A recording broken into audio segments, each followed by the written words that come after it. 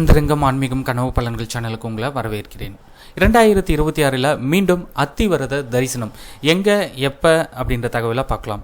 இப்போ தானடா அத்திவரத தரிசனம் முடிஞ்சது, 40 வருஷத்துக்கு அப்புறம் தானே அத்திவரதரை நம்ம பார்க்க முடியும் அப்படின்னு யோசிச்சுட்டு இருக்கீங்களா?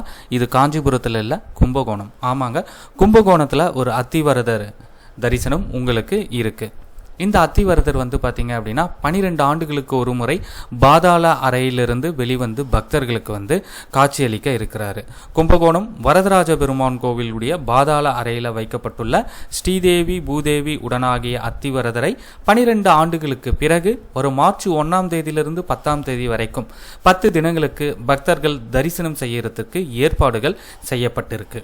1915ஆம் ஆண்டுக்கு பிறகு பல்வேறு காரணங்களால் பாதாள அறையிலிருந்து இந்த அத்திவரதர் வெளியே வரவே இல்லை. 2013ஆம் ஆண்டு தான் இந்த சிலை வெளியெடுக்கப்பட்டு பக்தர்களுடைய தரிசனத்திற்காக வைக்கப்பட்டது. அதற்கு பிறகு 2026 தான் இந்த வாய்ப்பு பக்தர்களுக்கு கிடைக்க இருக்கு. இந்த வாய்ப்பை தவற விட்டுடாதீங்க, நண்பர்களுக்கும் தெரியப்படுத்துங்க. நன்றி, வணக்கம்.